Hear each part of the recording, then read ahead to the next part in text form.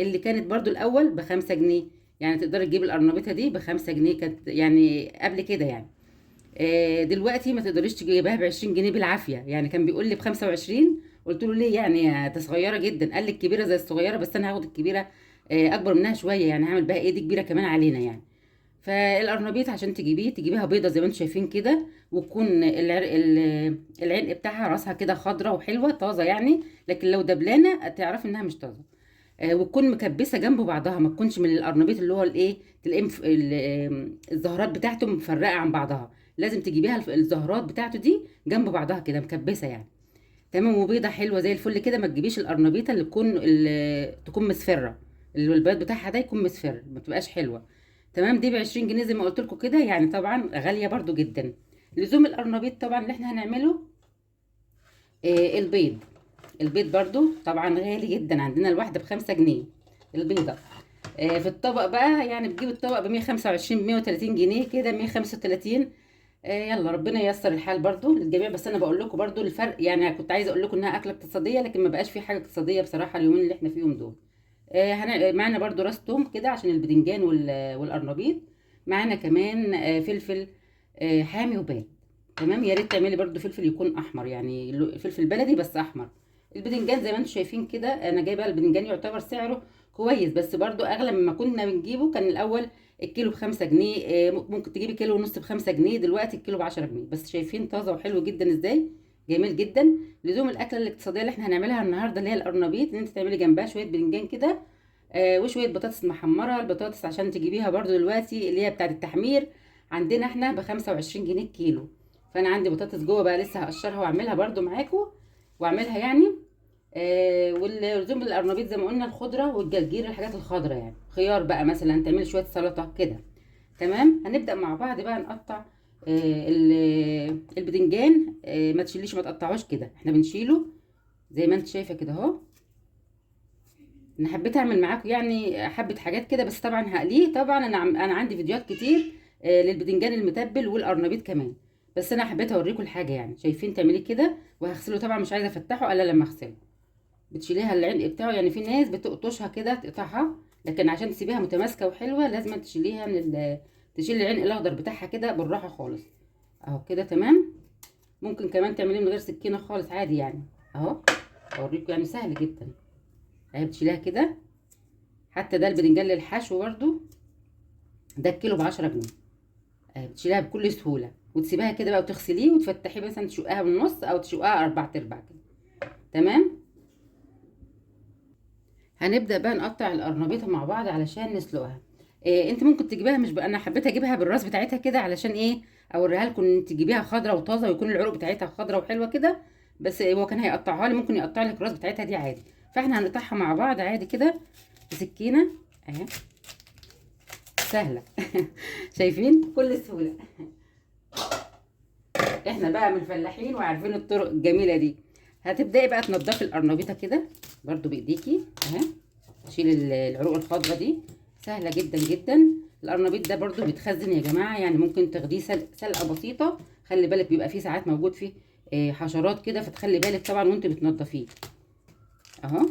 طبعا انا لسه ما غسلتهاش، انا هقطعها الاول، قلت اوريها لكم وبعد كده ايه هغسلها. تتغسل كويس جدا، وسلقها كمان سهل خالص. شيل برضو دي كده اهي.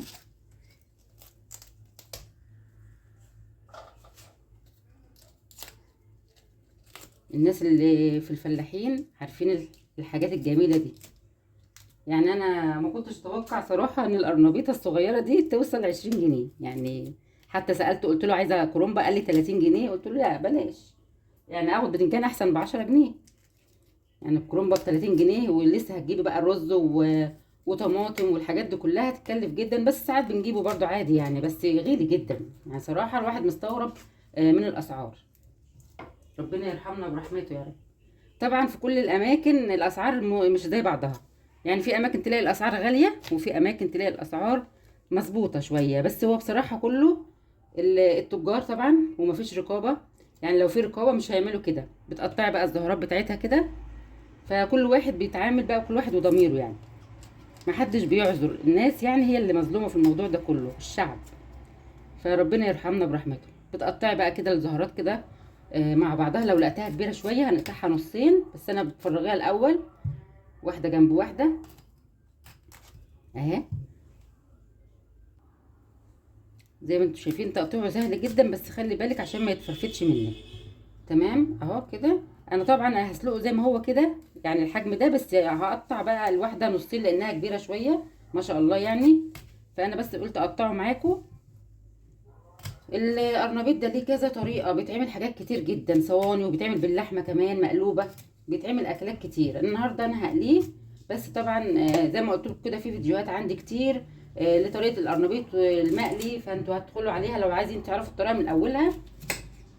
هتدخلوا على القناه عندي وتشوفوا الفيديوهات اللي انتوا عايزينها بالنسبه للقرنبيط والبدنجان كمان. فاحنا ده كله هحله بقى على ميه نسلق القرنبيط، نحط فيها بس ملح وشويه كمون صغيرين تمام كده، وشويه لبن حبه صغيرين من اللبن. يبقى قلنا الميه اللي احنا هنسلق فيها القرنبيط هنحط عليها شويه ملح وحبه كمون صغيرين وشويه من الحليب، حوالي ربع كوبايه من الحليب، علشان تخلي لون القرنبيط معاكي ابيض وفاتح وجميل كده وما يغمقش منك. تمام كده. هسلق بقى القرنبيط ونضف الخضره بتاعتنا ونضف البتنجان وارجع لكم تاني نعمل الخلطه مع بعض. مستمرين مع بعض في الاكل الشعبي الجميل اللذيذ بصراحه يعني. يعني المفروض يعني وجبه على الاقل أو وجبتين اكل شعبي في الاسبوع. النهارده زي ما قلت لكم هنعمل القرنبيط وبدنجان وبطاطس ان شاء الله كمان لسه هنحمرها. خلاص كده سلقت القرنبيط زي ما قلت لكم، شايفين لونه ما شاء الله ابيض وجميل عشان احنا حطينا عليه الحليب برده مع السلق مع حبه كمون مع شويه ملح زي ما قلت لكم. بتسيبيه حوالي 5 دقايق بس من بدايه ما يغلي، تسيبيه 5 دقايق وتنزليه. شايفين القرنبيطه متماسكه ازاي ومش مهريه. تمام كده. علشان بقى نعمل المكونات بتاعه القرنبيط جايبها لكم قدامكم زي ما انتم شايفين كده، وقلينا البتنجان كمان بتحطيه طبعا على مناديل مطبخ علشان يتشرب الزيت. في ناس بتسلقه زي ما انت عايزه، بس احنا بنحبه مقلي اكتر يعني. فهو مقلي بيبقى جميل جدا، وزي ما انتم شايفين ابيض من جوه. انا قطعته قدامكم الاول العلق، وبعد كده رحت ماسكه البتنجانه مقطعاها 4 تربع زي ما انتم شايفين كده 4 تربع، وابيض من جوه وجميل جدا. ماشي. هنتبله برده مع بعض دلوقتي بخلطه جميله جدا ومميزه. ما عملتش طبعا كميه القرنبيط كلها، بعمل شويه وبعد كده بعمل لو احتجت بعمل تاني برده بيبقى طازه اول باول بيبقى احسن يعني. تمام. كده قلينا القرنبيط. المكونات بقى بتاعه الخلطه والتتبيله بتاعه القرنبيط هي زي بعضها، بس الدقيق بيفرق طبعا. معايا كوبايتين من الدقيق ده بتاع القرنبيط، كوبايتين من الدقيق مجين يعني، ومعاهم كمان معلقتين من النشا علشان يطلع معاكي مقرمش كده وجميل.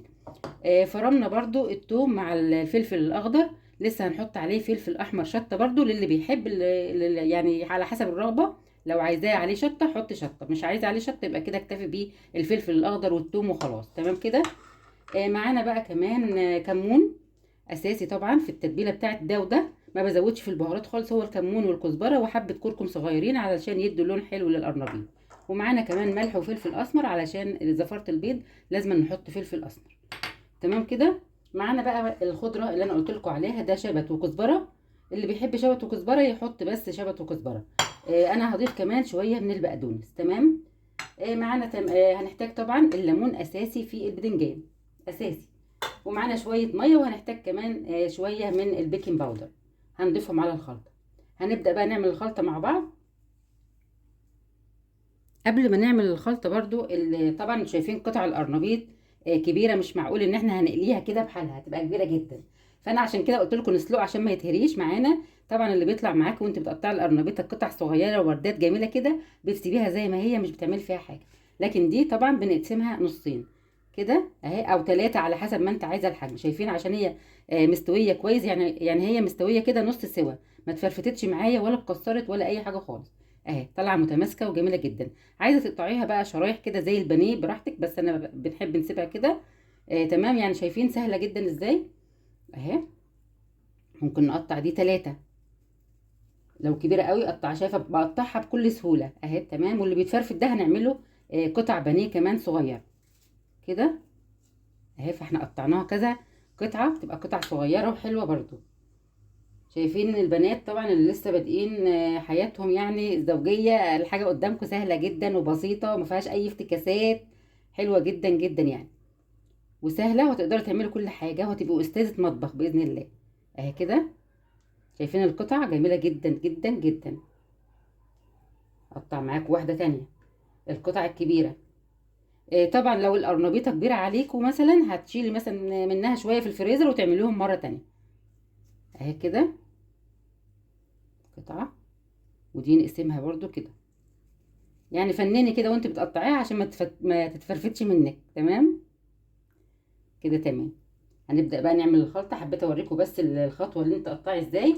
هنبدأ بقى نشيل ده كده على جنب ونعمل الخطوة اللي بعد كده اللي هي التتبيلة بقى. هنجيب بقى البولة بتاعتنا اللي احنا هنعمل فيها.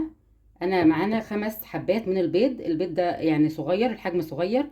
ممكن لو انت عندك البيضة كبيرة شوية ممكن تعملي 4. احنا بنحب البيض برضو زيادة شوية. هنبدأ بقى نضرب البيض كده في المضرب اللي هي اليد وعادي. بسم الله. كل حاجة سهلة سهلة جدا. البيض برضو طبعا بيخليه ينفش كده ويبقى خفيف وحلو جدا. وهنبدأ نضيف كمان التوابل بتاعتنا اللي هي الفلفل الأسمر والملح اهو. كل حاجة سهلة وجميلة جدا.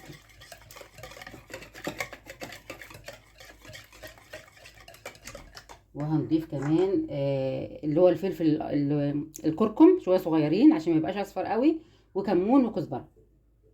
كله تمام.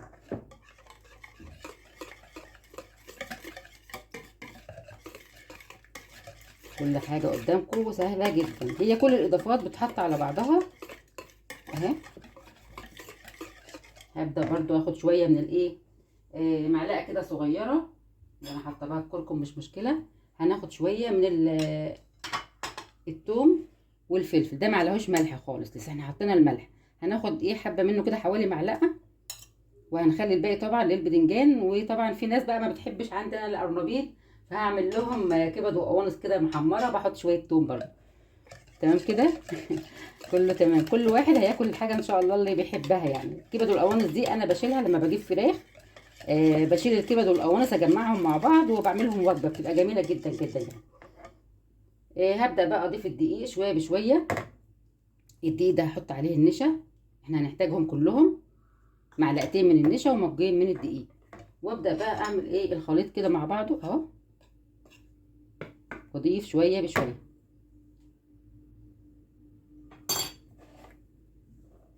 كده.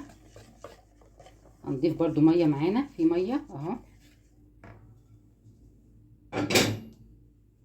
هنحط شويه من الميه، لسه ما حطيناش الخضره.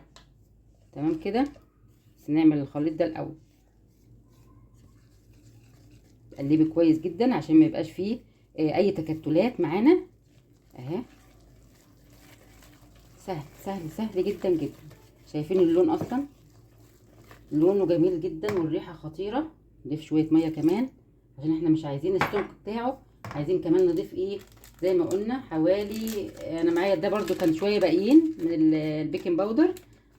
مش هضيفهم كلهم، هضيف شويه بس صغيرين لان في احنا حاطين بيض، فنخلي الباقيين برضو لمره تانية اهي كده.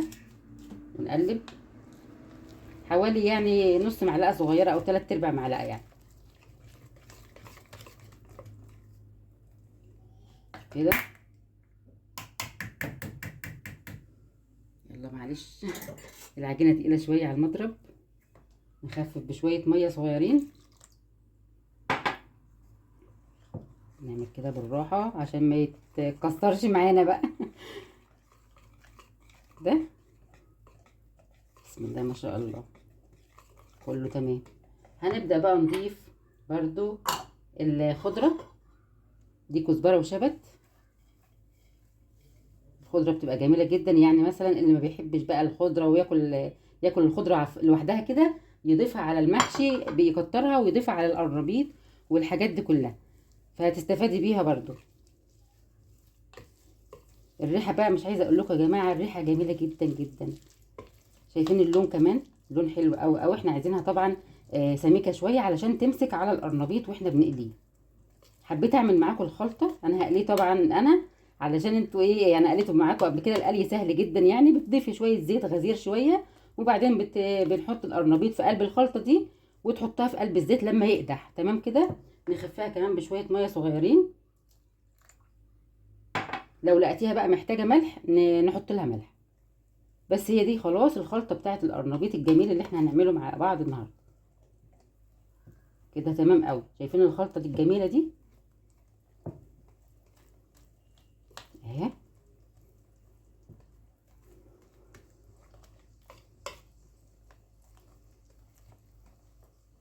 كده كله تمام. خلطه تحفه تحفه تحفه. كده خلاص عملنا خلطه القرنبيط. هنبدا مع بعض بقى نتبل الباذنجان بتاعنا الجميل ده. هنبدا بقى نتبل القرنبيط ونعمل الخلطه مع بعض. معايا طبعا البقدونس اللي انتوا شفتوه فرشت شويه كده في الطبق علشان احط الباذنجان عليه. تمام كده. هنعمل الخلطه. هناخد شويه من الثوم اللي احنا عملناه، ثوم مفروم عليه فلفل حامي وفلفل بارد. تمام كده. خدنا شويه كده وهنسيب شويه بقى عشان ايه نعمل بيهم حاجه تانية زي ما قلنا، حاجه بسيطه لان احنا ايه عاملين باذنجان شويه صغيرين يعني. هنضيف عليهم بقى الخلطه الجميله دي هريسه الشطه اللي انا عاملاها، فلفل احمر حامي. احنا بنحب الحاجه بصراحه مشطشطه شويه. هضيفهم معلقتين، حوالي معلقتين. لما تضيفي بقى دي الاضافه الجميله اللي هتخلي لك الباذنجان طعمه تحفه تحفه. جربيه هيعجبك جدا لما تعملي عليه الفلفل الاخضر والفلفل الاحمر. تمام كده الاثنين مع بعض، مش بفلفل احمر بس يعني لوحده. وهنخلطهم كده مع بعض.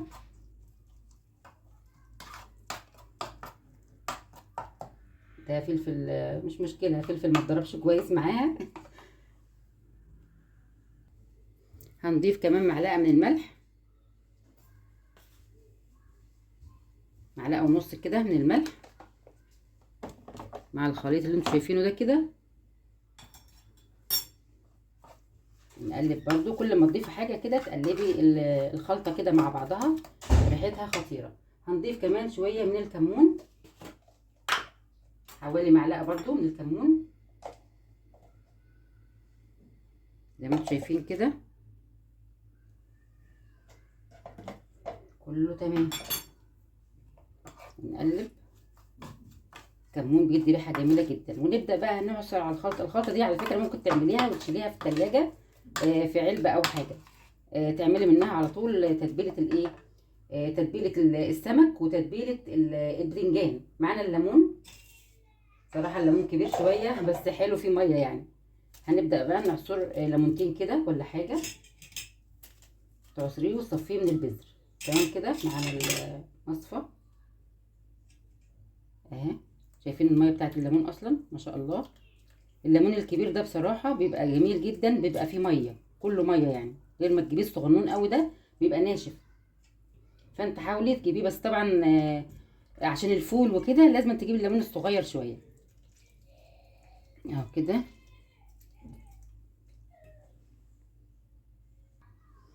كمان هنضيف شويه خل صغيرين، بيخلوا الريحه خطيره جدا. نبدا بقى نتبل البدنجان.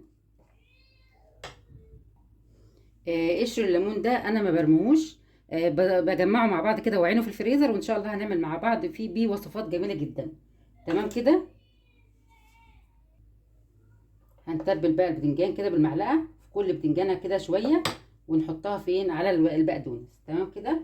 هخلص بقى كل التتبيله دي معاكم مع انا، وبعد كده ايه هوريكم بقى الاكل كله. ونقلي البدنجان، بنقلي برده القرنبيط سهل جدا ازاي. هيبقى طبعا مننا خلطه عشان انا عندي بدنجان تاني هشيلها بقى في التلاجة علشان اعرف اعمله. تمام كده.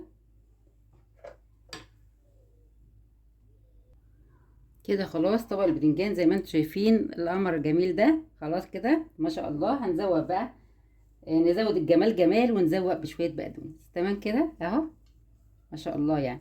كده خلصنا البتنجان. هبدا بقى اعمل معاكم القرنبيط.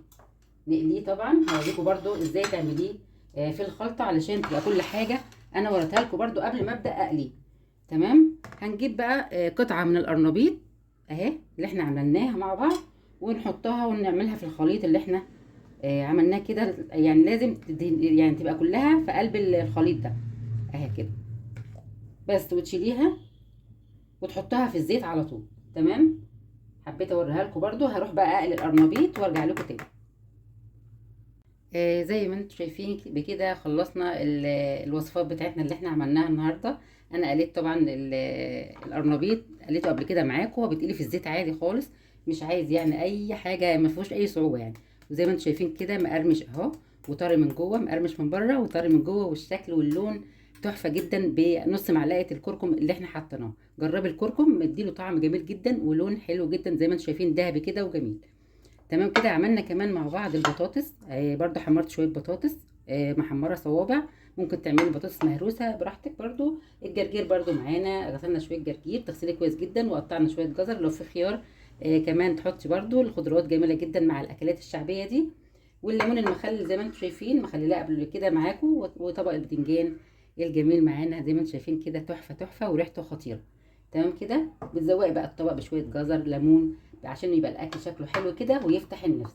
عايزه اقول لكم بقى كمان في قرنبيط، مش دي القرنبيطه كلها اللي انا عملتها، عملت برضو كمان منها قراص عجه كده، الفرافيت اللي هي اتبقت القطع الصغيره، قطعتها بالسكينه كده وحطها وحطيتها في الخلطه، ورحت عاملاها زي ما انتم شايفين كده اقراص عجه خفيفه جدا وجميله، تحفه طريه. شايفين قلبها اصلا اهي، تحفه وطعمها خطير جدا. كمان بقى برضو من مش ده كله برضو عايزه اقول لكم ان القرنبيطه دي مبروكه جدا يعني. ده القرنبيط الباقي ممكن برضه بقطعه قطع صغيره، هعينه بقى دلوقتي في كيس من كيس التلاجة عشان افرزه. ممكن اعمله في وجبه تانية مثلا مع بطاطس برضو تاني، او مع اي اكل تاني. بقطعه قطع، بطلعه بقى من التلاجة، اعمله راس عج كده صغيره، بقطعه قطع صغيره واعمله في قلب التتبيله عادي اللي انتوا شفتوها كده. تمام كده. هعبيه بقى في اكياس قدامكم حتى كمان. هنجيب كيس من بتاع التلاجة اهو. يعني الوصفة جميلة جدا، هي تعتبر اقتصادية بالنسبة لأكلات تانية اللحوم وكده وتغيير يعني. تعتبر برضو اقتصادية نوعا ما يعني، ونحمد ربنا على كل شيء الحمد لله. وبس لو الناس يعني لو الناس تراعي ضميرها كل حاجة هتبقى كويسة. لكن التجار معظمهم ما بيصدق يلاقي يعني مثلا يقول في غلاء وكده بسبب التجار وبسبب الطمع بتاعهم. فربنا يرحمنا برحمته. بتشيلي بقى كده زي ما انت شايفة في الفريزر، وتسيبيه بقى لأي وقت ان انت تحتاجيه يعني. ربنا يرحمنا جميعا برحمته يا رب. وكمان حتى برضو الحاجات اللي احنا عاملين لها مقاطعة، من الناس برضو ما صدقت التجار وغلت الحاجات التانية اللي احنا بنجيبها الضعف يعني. مش عارفين نعمل ايه بصراحة، من ايه، من مين ولا من مين يعني. فربنا يا رب يسترها معانا جميعا. وندعي لاخواتنا برضو في فلسطين، ربنا ينصرهم يا رب ويقوي عزيمتهم ويصبرهم ويرحم شهدائهم ويشافي جرحهم يا رب، اللهم امين. ويا رب تكون الوصفات اللي انا عملتها معاكم عجبتكم، واشوفكم ان شاء الله في وصفة جديدة وفيديو جديد من وصفات سامية زين. مع السلامة.